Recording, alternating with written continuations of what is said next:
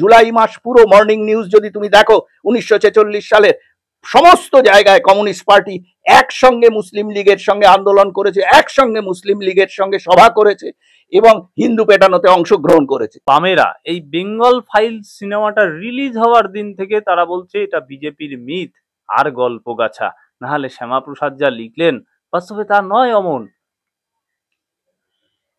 নমস্কার।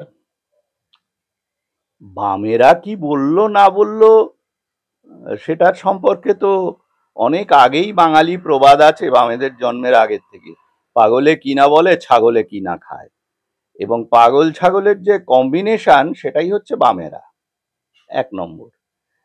দ্বিতীয় হচ্ছে শ্যামাপ্রসাদের কথার উপরে ভিত্তি করে কি বেঙ্গল ফাইলস তৈরি হয়েছে? আমার তো মনে হয় না।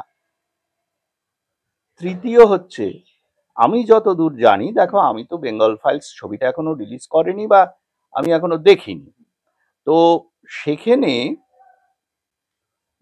যেটা বলতে হয়, আমার নিজেরও তো তোমরা বোধহয় জানো, এই ইতিহাসের উপেক্ষিত নায়ক বলে গোপাল মুখার্জির ওপরে আমার একটা বড় লেখাও আছে, একটি শারদীয়া সংখ্যায় বেরিয়েছিল।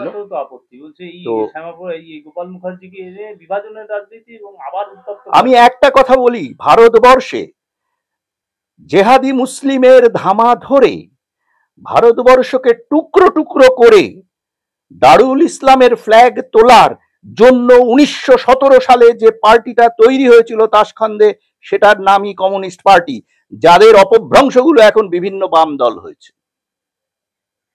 আমি একের পর এক দেখিয়ে দেবো। তাদের প্রথম জেনারেল সেক্রেটারি নাম কি? শফিক আলী। সে কে? একজন জিহাদি মুসলমান, যে এক ব্যর্থ ওই খিলাফত আন্দোলনের একজন যোদ্ধা। এদেরকে মুজাফফর আহমেদ, যে নিজের অটোবায়োগ্রাফি লিখে গেছে এবং তাকে উৎসর্গ করেছে একজন জিহাদি উদ্দেশ্যে। এরা ভারত বিরোধী, হিন্দু বিরোধী, জেহাদি ইসলামী শক্তির পদলেহনকারী ভৃত্য। একটা কথা বলি, বামেদের মধ্যে কোন লোকটা জ্যোতি বসুকে বাম বলবে না? এই জ্যোতি বসু ধুতি হাঁটুর ওপর তুলে ধর্মতলা স্ট্রিট দিয়ে দৌড়ে নিজের জীবন বাঁচিয়েছিল কখন? 1946 সালে, যখন সোহরাওয়ার্দী নাজিমুদ্দিনের নেতৃত্বে একটা মানে হিন্দু নিধন যজ্ঞ শুরু হয়। এই তোমার ধর্মতলার ওই মসজিদের ভেতর থেকে প্রচুর অস্ত্রশস্ত্র বেরোয়। তারা অক্টারলরি মনুমেন্টের তলায় মুসলিম লীগের ঝান্ডার নিচে একটা ওই সভা করে, জনসভা। তাতে সহযোগী দলের নেতা হিসেবে জ্যোতি বসু অংশগ্রহণ করে, সে স্টেজে বসেছিল। একথা অস্বীকার করতে পারে কোন বাম নেতাটা? সারা ভারতবর্ষ তথা সারা পৃথিবীর বাম নেতাদের চ্যালেঞ্জ করছি, পশ্চিমবঙ্গের এইসব ভুইফোর অর্ধশিক্ষিতদের বলবে না। তারা নিয়ে আসুক, যে কোনো ডকুমেন্ট নিয়ে আসুক, দেখিয়ে দেবো। আর শ্যামাপ্রসাদ সম্পর্কে এটা বললে, তোমাকে বলি, এই বামেরা, তারা অনেক উদাহরণ আছে বামেদের চরিত্র নিয়ে। বামেরা কে? ইন্দ্রজিৎ গুপ্ত বলে একজন লোকের নাম তোমরা শোনো। সে তো বহুদিন বামেদের পার্লামেন্টের অসাধারণ বাগ্মী নাকি ছিল, কি বাগ্মী ছিল আমি জানি না, ও বামেরা বলতে পারে। ওদের বাগ্মীদের অবস্থা তো আমরা দেখতে পাচ্ছি এখন। তার নাম কি ছিল বলো তো? সে এক বেদবা সুরাইয়াকে বিয়ে করে এবং নাম পাল্টে ইমতিয়াজ গনি হয়। বুঝতেই পারছো তার ধর্ম কি? ইন্দ্রজিৎ গুপ্ত। আরেকজনের কথা বলি, আমি নামটা বলছি না, এখনো আমরা নারী জাতিকে সম্মান করি বলে, চ্যালেঞ্জ করলে বলতে পারি। একজন বাম নেত্রী, স্বাধীনতার পরে অনেক বাম নেতা নেত্রী তাদের ইলিউশনের জন্য ওই পূর্ব পাকিস্তানে রয়ে গেছিলেন বাঙালি, এবং সেখানে তারা কমিউনিস্ট পার্টির প্রসারের চেষ্টা করছিলেন। হয়তো সেই কারণেই বা অন্য কোনো কারণে জানি না, সেই বাম নেত্রীকে পূর্ব পাকিস্তানের শাসকরা জেলে পুরে দেয়, এবং জেলে কয়েক মাস ধরে পুলিশ লাগাতার ওই মহিলাকে ধর্ষণ করতে থাকে এবং সেই ধর্ষণের ফলে তিনি অসুস্থ হয়ে পড়লে, এগুলো অফিসিয়াল রেকর্ডস বলছি, ধর্ষণের ফলে তিনি অসুস্থ হয়ে পড়লে প্যারোলে কলকাতা মেডিকেল কলেজে চিকিৎসা করানোর জন্য তাকে জেল থেকে মুক্তি দেওয়া হয়। তিনি পশ্চিমবঙ্গে আসেন এবং তারপরে আর ফিরে যাননি। এখানে তিনি এসে ধর্মনিরপেক্ষতার ধ্বজাধারী হিন্দু মুসলিম ভাই ভাই করে প্রচারে নামেন। তিনি মেদিনীপুরের থেকে একবার এমএলএ হিসেবে পশ্চিমবঙ্গ বিধানসভায় নির্বাচিত অবধি হন। এই তো বামেদের চরিত্র। বামেদের চরিত্র একদম ধোয়া তুলসী পাতার মতো। বাম নেতৃত্বের মূল কথা হচ্ছে হিন্দু বিরোধিতা, ভারত বিরোধিতা। এবং আবার বলছি, ধরো তুমি এখনো সিপিএম এর আর্কাইভসে তুমি পাবে ওদের এই থিসিসটা।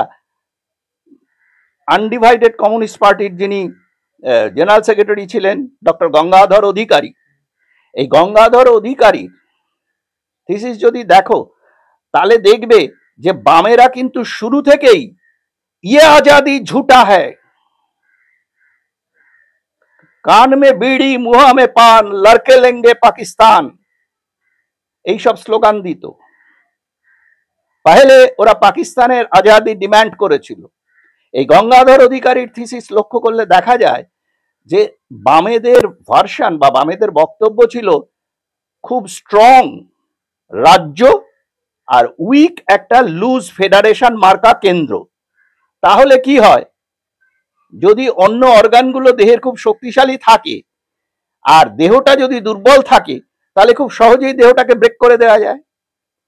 এবং যখন ভারতবর্ষকে ত্রিখণ্ডিত করে দুটো খণ্ডকে মুসলিমদের জন্য দেওয়া হলো এবং সেটা বামেরা সমর্থন করলো সরাসরি, বামেরা তখন ভেতর থেকে চাইছিল দেওবন্দি মুসলিমদের সঙ্গে মিলে, যারা ভারতবর্ষে রয়ে গেছিল তাদের সঙ্গে মিলে চাইছিল যে ভারতবর্ষকে টুকরো টুকরো করে এটাকে আবার সেই ইসলামী রাষ্ট্রে পরিণত করা, এবং ইসলামী রাষ্ট্রে পরিণত করলে তাদের কাজ শেষ হয়ে যায়। এখন অবধি বামেদের লাফালাফিটা ওখানেই আছে। আরো বলি, বামেরা কি করেছিল, একমাত্র মরিচঝাপি করা ছাড়া এবং ওই তোমার কি বলে এই বালিগঞ্জ যে তোমার সন্ন্যাসী হত্যা ছাড়া এই এদের জন্য তোমার কি বলে এই যে আমাদের উদ্বাস্তুদের জন্য কিছুই করেনি, বরঞ্চ বাধা দিয়েছে। শুধু লিপ সার্ভিস দিয়ে তাদের থেকে কিছু নেতৃত্বে ভাগিয়ে নিয়ে এসেছিল এবং সেখানেও নেতৃত্বে তাদেরকে যথেষ্ট কোণঠাসা করে রাখা হতো। সে জাগে। যেটা বলছি আমি বামেদের এই চরিত্র, বামেদের চরিত্র যদি দেখো সবসময় এদের কতগুলো পয়েন্টস ছিল। যেমন এরা সবসময় জাতীয়তাবাদী মানুষদের ঘৃণা করত এবং যে সরাসরি সুরাবর্দির সঙ্গে পশ্চিমবঙ্গ তৈরির বিরোধিতা করেছিল, যে চেয়েছিল পুরো বাংলাকে অফিসিয়ালি, আমি বলছি জুলাই মাস পুরো মর্নিং নিউজ যদি তুমি দেখো 1946 সালের সমস্ত জায়গায় কমিউনিস্ট পার্টি একসঙ্গে মুসলিম লীগের সঙ্গে আন্দোলন করেছে, একসঙ্গে মুসলিম লীগের সঙ্গে সভা করেছে এবং হিন্দু পেটানোতে অংশগ্রহণ করেছে। সব বললে হবে এখন? হ্যাঁ, আমি তোমাকে একটা সেই আমার যে লেখাটা বেরিয়েছিল সেই 23 সালের পুজো সংখ্যায়, সেখানে প্রশ্নটা ওটা নিয়ে যে আপনি উপেক্ষিত নায়ক বললেন কেন গোপাল? কেন বলছি সেটা, তার কারণ হচ্ছে যে ওইখানে দেখো এরা মিথ্যা কথা যেমন বলে শ্যামাপ্রসাদের সঙ্গে নাকি গোপাল মুখার্জির কোনো যোগাযোগ ছিল না। শ্যামাপ্রসাদ গোপালের আখড়াকে শুধু যে আর্থিক এবং অন্যান্য কিছু লজিস্টিক সাপোর্ট দিতেন তাই নয়, শ্যামাপ্রসাদ গোপালের পাশে দাঁড়িয়ে একটা ছবি ওখানে দেওয়া আছে, ছবির কপিরাইট আছে। তো সেই ছবিতে দেখা যাচ্ছে যে গোপাল মুখার্জি এবং শ্যামাপ্রসাদ একসঙ্গে বাংলাদেশ থেকে আসা যে উদ্বাস্তু স্রোত নেমেছে সেই উদ্বাস্তুদের পুনর্বাসনের ব্যাপারে একসঙ্গে সেখানে কথাবার্তা বলছেন। এই ছবি দেওয়া হয়েছে। বামরা সমস্ত, আসলে ওদের জন্মটাই তো একটু কনসপিকিউয়াস, সুতরাং এই রকম অবৈধ সন্তানদের কাজকর্ম অবৈধই হয় আন্ডারওয়ার্ল্ডের, এবং বাম পার্টিগুলো এখন আন্ডারওয়ার্ল্ডের সঙ্গে তুলনীয় হয়ে গেছে। ভারত বিরোধিতা করা, দেশ বিরোধিতা করা, হিন্দুত্বের বিরোধিতা করা, এবং আমরা যেটা বলি ভারতীয়ত্ব সেটাকে বামেরা বলে হিন্দুত্ব। হিন্দুত্ব আর ভারতীয়ত্ব দুটো একসঙ্গে তুমি বলতে পারো, কারণ দুটো জিনিসই এক। কারণ বাংলাদেশের বামেরা তো লেখাপড়া জানে না, অর্ধশিক্ষিত, জ্যোতি বসুর মতো শিক্ষিত আর কি। হ্যাঁ, তো এই হচ্ছে এদের দৌড়।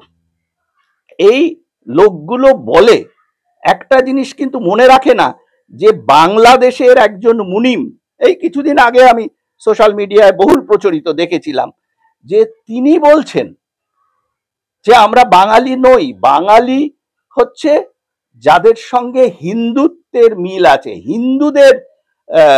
হিন্দুরা বাঙালি, কিন্তু আমরা বাংলাদেশি। এই বাংলাদেশিদের বাঙালি বলে গুলিয়ে দেওয়া, তার নিজের দুর্নীতির আখড়া এবং দুর্নীতির সরকার বজায় রাখার জন্য মমতা ব্যানার্জি যা করছে তার উচ্ছিষ্ট ভোগী হচ্ছে এই বামরা।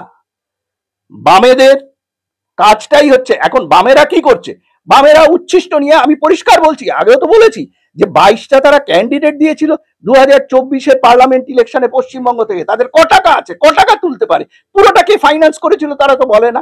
দুটো জায়গায় তারা বিজেপিকে হারিয়েছিল, যেই দুটো জায়গায় একমাত্র তাদের জামানত বজায় ছিল, এবং বিজেপির ভোট কেটে করেছে পরিষ্কার, আর অন্য 20টা জায়গায় তার জামানত গেছে। এই বামেদের কে ভাসিয়ে রেখেছে, কিসের জন্য ভাসিয়ে রেখেছে? আর আজকে শ্যামাপ্রসাদ নিয়ে ওদের আপত্তি হচ্ছে যে বামেরা সেই ভারত বিভাগের সময় যেটা ভেবেছিল যে পুরো বঙ্গপ্রদেশটা চলে যাবে পাকিস্তানের মধ্যে, তাতে বামেদের উদ্দেশ্য অনেকটা সাধিত হতো, সেই বারাভাতে ছাই দিয়েছিলেন গোপাল মুখার্জি এবং শ্যামাপ্রসাদ। এই জন্য এই দুজন লোককে কিন্তু ওরা পছন্দ করে না, এবং এদের উপরে এদের যদি কোনো প্রচার হয় সেখানে বামেরা জিঘাংসা নিয়ে ঝাঁপিয়ে পড়ে। ওদের কিন্তু সেই শফিক আলীর মতো যে প্রথম জেনারেল সেক্রেটারি, সেই লোকটির যে জিহাদি মনোবৃত্তি, সে যে ব্যর্থ খিলাফত আন্দোলনের যোদ্ধা ছিল, এগুলো তো এখনো সেই খিলাফত আন্দোলনের যোদ্ধা এখন সমস্ত বামপন্থী ভারতবর্ষে, ইররেসপেক্টিভ অফ ডিফারেন্ট ফ্যাকশনস, কারণ ডিএনএটা তো একই, ওদের তো জন্ম হয়েছে, বামদের জন্মই তো হয়েছে ওইভাবে।